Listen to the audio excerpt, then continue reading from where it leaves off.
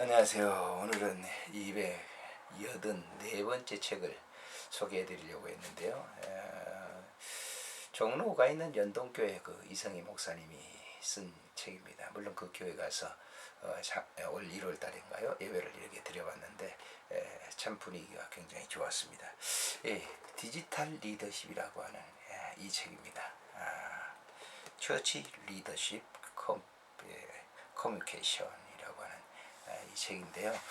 이 책은 좀 오래됐습니다. 2000년 그 밀레니엄이 시작될 때 이제 지금 현 시대를 이렇게 보면서 쓴 책입니다. 그래서 아직도 굉장히 배울 점이 많은 좋은 책입니다. 사실 저도 이제 이렇게 컴퓨터 인터넷에서 이제 뭐 능숙하지는 않지만 그래도 다른 사람들보다 더 많이 이렇게 잘 사용한다 이렇게 뭐 자처한다면 좀 이상하지만 그렇습니다.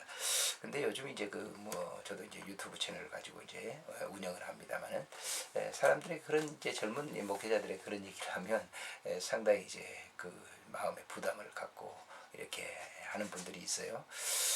사실 지금은 우리가 이제 목축 시대가 아니지 않습니까? 지금은 이제 정말 과학 시대고 최첨단 이제 디지털 문화의 시대 속에 살기 때문에 목회자들이 그 시대 진리를 버리고 속에 들어가라는 거 아니에요. 진리를 가지고 그 속에 들어가서 이제 일을 해야 되지 않나 그런 생각을 저는 개인적으로 그렇게 하고 있습니다. 그래서 이 책은 그런 점에 이제 많은 도움을 주기 때문에 한번 젊은 목회자들이라고 하면 뭐 나이 드신 분들도 마찬가지입니다만 한번 읽어보는 것이 도움이 되리라 생각이 됩니다. 머릿말에 이렇게 얘기합니다. 법석 들면서 기다리던 2000년이 드디어 우리 앞에 도래하였다. 엄청나게 변화하리라던 기대에도 불구하고 예상과는 달랐다. 1999년과 다를 것이 없어 보이는 밀레니엄이 온 세계를 깨우며 밝은 것이다. 많은 사람들은 2000년 새 아침에 일어나 보니 별로 달라진 것이 없다고 한다. 2000년 2월 7일자 타임즈는 나이지리아 서머안의 말을 인용하면서 2000년에도 그리 새로운 변화의 조짐이 없음을 이렇게 말했다. 밀레니엄이 이런 것, 밀레니엄이란 저런 것, 이런 요란스러운 말장난이 마침내 끝나게 하신 하나님 감사합니다. 이제 우리는 전혀 새로운 것이 없다는 것을 이렇게 알게 됐습니다. 그러니까 1999년 이전이나 2000년이나 별로 달라진 것이 하나도 없다라고 하는 것이죠. 그러나 이미 우리 주변 상황은 엄청나게 달라져 있다는 사실을 알아야 합니다. 변화된 주변 상황을 감지하고 변화의 폭을 예상하는 것은 리더로서 중요한 일이 아닐 수 없습니다. 더군다나 교회는 사회를 떠나 존재할 수 없는 사회 구조 속의 기구로서 사회 변동에 관심을 늦출 수 없고 교회 리더인 목회자에게 이 일은 목회와 별개인 또 다른 업무가 아니라 목회 그 자체인 것으로 알아야 됩니다. 그러므로 리더십 목회자의 목회 업무입니다. 새로운 밀레니엄을 맞이하던 20세기 마지막 밤에 한 기이한 사건이 뉴스거리가 되었습니다. 애국의 어느 나라에서 그 밤에 쌍둥이가 태어났는데 그 쌍둥이 형제는 2시간 30분 사이로 세상에 태어났습니다. 그런데 쌍둥이 형은 1999년 12월 30일 밤 11시경 그리고 쌍둥이 동생은 2000년 1월 1일 새벽 1시 30분 태어난 겁니다. 한 태에서 난 쌍둥이지만 둘은 1000년의 차이로 태어났습니다. 한 세기의 차이로 태어났으며 한 해의 차이로 태어난 겁니다. 짧은 밤이지만 하루가 1000년 같은 시간 속에서 발생한 사건이고 1000년이 하루 같은 시간 속에서 일어났습니다. 2시간 30분이라는 시간은 1000년의 차이일 수도 있으며 100년의 차이일 수도 있으며 한 해의 차이일 수도 있다는 것입니다. 이 시대 리더는 2000년을 이해하고 포용하고 초월해야 하는 능력을 가져야 하며 순간 포착 순발력을 가져야 합니다. 왜냐하면 이제 2시간 30분 차이는 엄청난 시간의 양으로 다가올 것이기 때문입니다.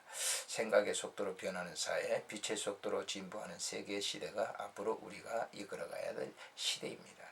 그동안 이제 졸저 미래사회와 미래교회에서 미래사회의 전체적인 변동에 따른 교회 변화의 밑거름을 그렸습니다. 미래목회 대의원에서는 미래목회 패러다임 변화를 구체적으로 제시했고 밀레니엄의 리포트에서는 미래교회 패러다임의 변화를 위해 교회가 수행해야 될 구조조정을 성경적 근거, 특히 예수님 말씀의 행적에 비춰 기술해 보았습니다. 이런 저자의 기술 의도에 대해 많은 독자들의 관심을 표하고 공감하며 실제로 목회에 적용하고 있다는 목회자도 많이 일어날 수 있었던 것에 개인적으로 감사를 드립니다. 그러나 한편으로 많은 목회자 독자들은 저자를 만난 자리에서 다음과 같은 질문을 던지고 합니다. 미래 목회 패러다임 변혁에 대해서 전적으로 공감하지만 그것을 어떻게 교회에 실질적으로 적용할 수 있겠습니까? 이것은 목회자들에게 목회의 생명과도 같은 질문입니다. 아무리 목회가 좋은 꿈을 가지고 있다 하더라도 그것이 교회에 적용되지 않는다면 백일봉에 지나지 않으며 목회자의 꿈인 교인들의 삶과 지나치게 큰 자괴감, 괴리감이 있다면 그 꿈은 악몽이 될 수밖에 없기 때문입니다.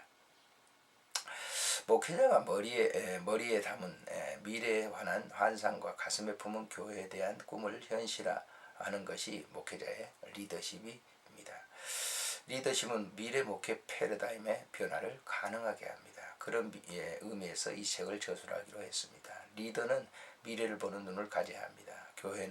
교회 리더는 미래를 보고 현장에 적용할 수 있는 능력을 가져야 합니다. 즉 이제 꿈을 가져야 되는 것이죠.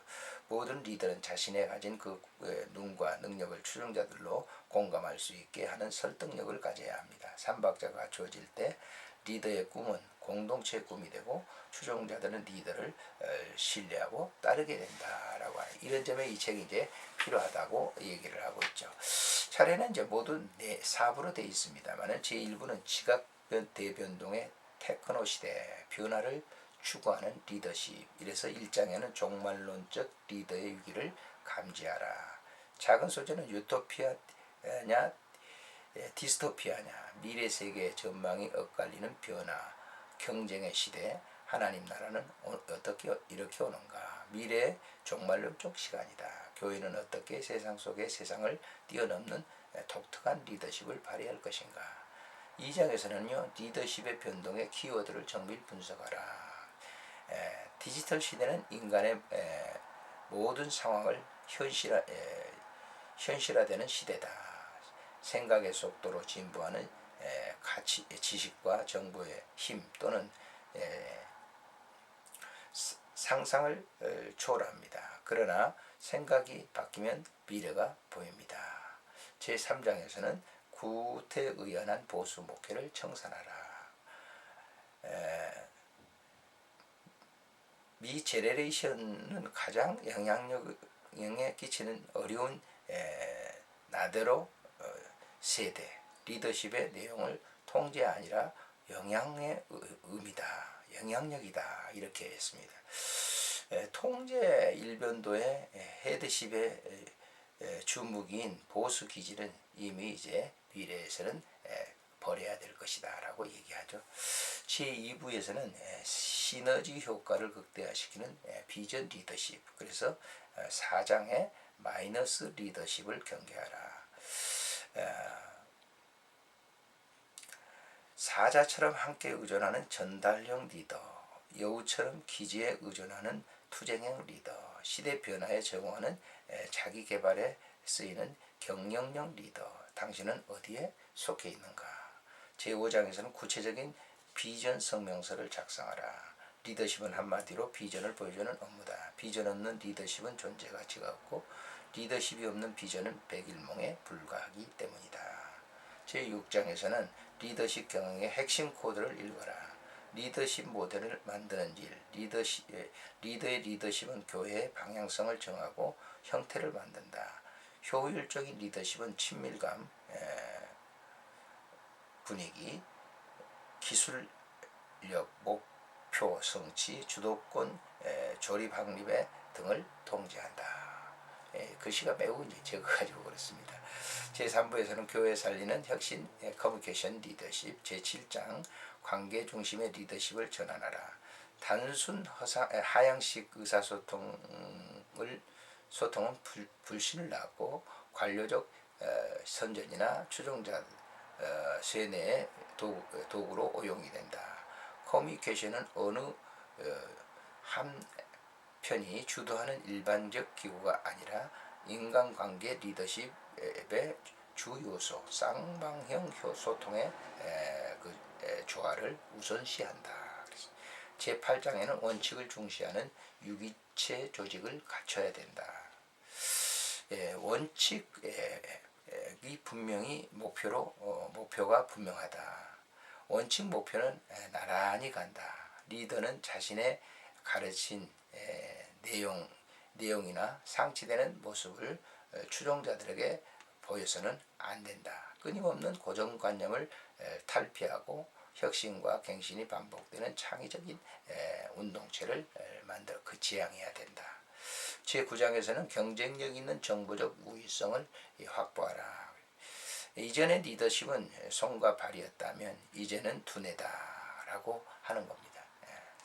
제4부에는 성경적 권위로 조화를 일구는 플러스 리더십, 10장에서는요. 윈윈 전략의 갈등을 최소화시키라. 갈등은 리더십을 단련하는 불과 같다. 갈등은 상대적이고 쌍방적이며 의견 불일치, 의견 통일 불일치되는 달리 적대적 감정을 보완한다. 그러나 어느 한편이 패배하는 갈등 현장에서 쌍방이 함께 승리하도록 도와주는 것이 바로 플러스 리더십이다. 11장에서는 고정관념을 깨는 자기개발로 승부하라. 강타자는 투수의 볼을 읽어 자신의 힘과 타구의 변화를 줄 아는 사람이다. 다른 사람을 변화시키기보다 자신을 변화시키는 편이 훨씬 빠르다. 리더에게 자기개발은 상대의 죄를 제어하며 추종자를 따르게 하는 고도의 리더십이다. 제12장 마지막 장에는요. 성경적 리더십의 12가지를 시행하라고 했습니다. 정보사의 리더십은 함께하는 능력, 관리의 능력이다. 따라서 스스로의 주장보다 주위를 인정받는 것이 가장 중요하다. 인정받지 못하는 리더는 추종자들의 몸을 움직여도 마음은 움직이지 못한다는 사실을 명심하라. 이렇게 되어 있습니다. 우리가 이런 이제 좋은 책들을 이제 읽음으로 인해서 이제 우리의 리더십 이제 정말 이런 다변화되는 이 시대, 과학 시대, 첨단 과학 시대를 살아가는 이 디지털 문화 이제 이걸 뛰어넘지 않습니까? 이런 문화 속에서 이런 이 목회자들의 바른 리더십은 매우 중요하다라고 하는 것이 바로 이 책입니다. 안녕히 계십시오.